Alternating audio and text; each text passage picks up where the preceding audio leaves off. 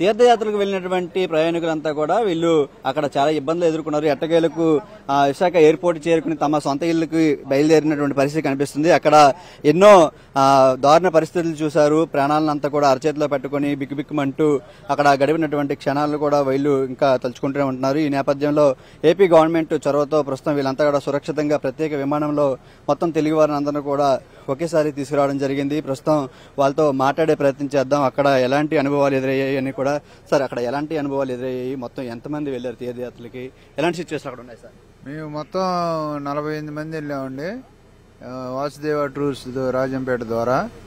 అక్కడికి 5 days బాగానే ఉంది. మేము కాట్మాండు వెళ్ళిన తర్వాత అక్కడ స్ట్రైక్ బంద్ల వలన మాకు ఇబ్బంది జరిగింది. ఆ ఇబ్బందుల్ని పరిష్కరించుకోవడానికి మేము ఎలా అని ఆలోచించేటప్పుడు నారా లోకేష్ గారు మాతో ప్రత్యక్షంగా వీడియో కాల్ మాట్లాడి మమ్మల్ని పరామర్శించి మాకు ధైర్యం చెప్పి మిమ్మల్ని సురక్షితంగా మీ ప్రదేశాలకు తీసుకొస్తామని మాకు హామీ ఇచ్చారు. హామీ ప్రకారం అట్లాగే మమ్మల్ని ఈరోజు ఏరోప్లేన్ ద్వారా వైజాగ్ తీసుకొచ్చి, అంతేకాకుండా మరియు ఇక్కడి నుంచి ఎయిర్పోర్ట్ నుంచి కూడా మా సొంత ప్రదేశానికి పంపించడం అనేది చాలా హర్షణీయం. వారికి ఎంతో కృతజ్ఞతగా ఉన్నాం. మేము వారికి ధన్యవాదాలు తెలుపుతున్నాను. మరి కొంతమంది ఉన్నారు, వాళ్ళతో కూడా మాట్లాడే ప్రయత్నం చేద్దాం. అక్కడ ముఖ్యంగా మహిళలు వీళ్ళంతా కూడా తీర్థయాత్రకు వెళ్లి చాలా ఇబ్బందులు ఎదుర్కొన్నారు. మేడం, అక్కడ ఎలాంటి పరిస్థితులు నెలకొన్నాయి? మీకు పరిస్థితులు నెలకొన్న తర్వాత ఏపీ గవర్నమెంట్ సంబంధించి మీరు అక్కడ చెప్పినటువంటి బాధ మేడం బాగా చెప్తారు. మేడం గారే చెప్తారు. మీరే చెప్పండి మేడం. అక్కడ మా బాబాయ్ చెప్తారు. బాబాయ్ చెప్పండి మేడం. మహిళలుగా చెప్పండి మేడం, మీరు అక్కడ ఎలాంటి పరిస్థితులు ఎదుర్కొన్నారు? చాలా ఇబ్బంది ఎదుర్కొన్నామండి. మేము దర్శనం అయిపోయిన తర్వాత రూమ్ కి వచ్చాము. వేరే దర్శనానికి వెళదాం అనుకున్నాము. ఈ లోపు చాలా గొడవలు అవుతున్నాయి అన్నారు. ఆ నైట్ అలా ఉండిపోయి 10:30కి మళ్ళీ బయలుదేరామండి మేము. 2 బస్సులు. మా ముందు బస్సు వాళ్ళ దగ్గర నగలు మనీ తీసేసుకున్నారు. మా బస్సుకేమో మొత్తం రాళ్లతో గుద్దేశారు. ఆయన గారికి తల మీద దెబ్బ కూడా తగిలిందండి. ఎమ్మటే మంగళగిరి మామూలుగా AP chairman, medical chairman Srinivas గారు తాలూకా, నేను వాళ్ళ అక్కయ్యనండి.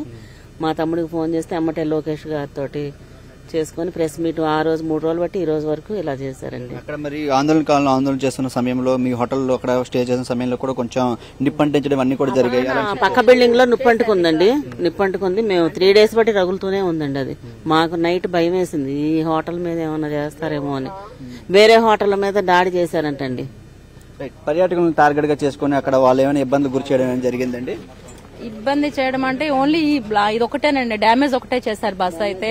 సో ఏంటంటే వాళ్ళు డోర్ ఓపెన్ చేయమన్నారు. మా క్లీనర్ వచ్చి నేను డోర్ ఓపెన్ చేయను అనడంతో వాడు ఏం చేశారంటే రాళ్లు ఇసరడం మొదలు పెట్టారు. సో బస్ అయితే మొత్తం డ్యామేజ్ చేశారు. ఒక 3 రోజుల పట్టి నుంచి జరుగుతున్నాయి సార్. 3 రోజుల పట్టి నుంచి జరుగుతున్నాయి. కొంతమంది ఉన్నారు, వాళ్ళతో కూడా మాట్లాడు. సార్, ఎట్లాంటి సిచ్యువేషన్ అక్కడ ఉంది మొత్తం అంతా కూడా? ఎందుకంటే మీరు ఒక పర్యాటక దీనికి వెళ్లారు తీర్థయాత్రల కోసం ఫ్యామిలీతో, వీళ్ళంతా కూడా అలాంటి సిచ్యువేషన్ చోటు చేసుకున్నారు. తీర్థయాత్ర అంతా బాగానే సాగిందండి. కాకపోతే ఈ కర్ఫ్యూ ఉన్న సంగతి మాకు తెలియదు. ఆ కర్ఫ్యూ పెట్టిన తర్వాత ఈ కుర్రోళ్ళు పోకిరు ఇది అల్లరి మొక్కలు ఉండి కొంచెం హడావుడి చేశారు. చేసిన తర్వాత మా లాడ్జీ వెనకమాల మంత్రి ఇల్లు ఉంది. ఆ మంత్రి ఇల్లు తగలబెట్టారు. అక్కడి నుంచి మాకు భయం వేసింది. భయం వేసి మేము ఆ రోజు నైటు మూవ్ అయిపోయి బయటికి వెళ్ళిపోతామని చెప్పి ఆలోచిస్తే మా బస్సుని దుగ్గుగా అసలు నానా బీపేతం చేశారు. ఆ దెబ్బతో మేము భయభ్రాంతులు అయిపోయి వెంటనే చిల్లపల్లి శ్రీనివాసరావు మా అబ్బాయి, దానివల్ల ఆయన ఫోన్ చేయగానే లోకేష్ గారికి నాకు ఆ బస్సులో అద్దాలు పగలగొట్టినప్పుడు రాయి వచ్చి ఇంతలో రాయి అదే దాని మీద కొంచెం బాగా దెబ్బతింది. మహిళలు చాలా మంది కూడా తీర్థయాత్రలు వీటికి రావడం జరిగింది. వాళ్ళకి కూడా చాలా ఇబ్బంది ఎదుర్కొన్నారు. బాగా ఇబ్బంది అయింది. వాళ్ళంతా కడపోడు కడప తిరుపతి ఫ్లైట్ వేసుకుని వాళ్ళు వెళ్ళిపోయారండి. మేము మంగళగిరిలో మేము ఇక్కడ దిగాం. అది లోకేష్ గారికి మేము పూర్తిగా కృతజ్ఞతలు చెప్పాలి. అమ్మా, మీరు చెప్పండి అమ్మా. ఇప్పుడు సురక్షితంగా అక్కడ మనకి గవర్నమెంట్ కి చెప్పిన వెంటనే వాళ్ళు రియాక్ట్ అయ్యి వెంటనే లోకేష్, చిల్లపల్లి శ్రీను వారు వీళ్ళు ముందు వెంటనే మాకు రియాక్ట్ ఇచ్చేసేసి మీకేం భయం లేదండి మేము పంపిస్తాము అని వెంటనే రియాక్ట్ చేశారు. భయం లేదు కూడా మాకు చిన్న వయసులో అయినా కూడా మంచిది తీసుకున్నారండి నిర్ణయం. ఎక్కడా లేదండి ఇంతవరకు. చాలా బాగా తీసుకున్నారు. అసలు మేము మంగళగిరి వెళ్ళిపోతున్నాం. అవునండి, మొత్తం మంగళగిరి అండి.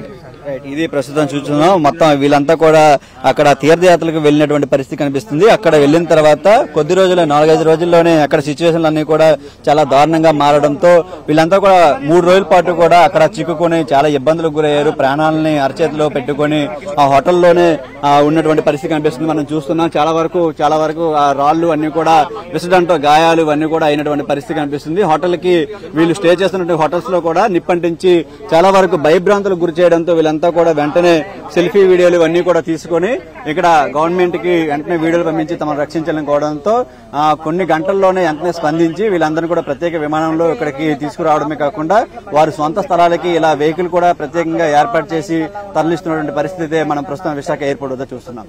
కెమెరామెన్ రవితో చిరంజీవి ఎన్టీవీ, విశాఖ ఎయిర్పోర్ట్ నుంచి.